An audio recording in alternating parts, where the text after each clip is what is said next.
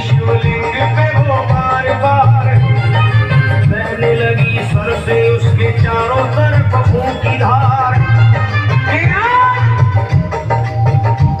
अरे आज तो प्रीतम को होश तो कुछ लोगों ने मिलकर उसे जगा लिटा दिया मंदिर के बाहर उसे।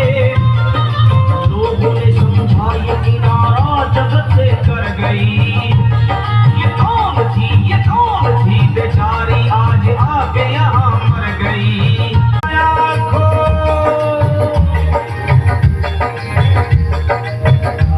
फिर आई एक आवाज भाग्यवान जरा आँख खोल, शिव भोले जी के नाम की जयकार बोल।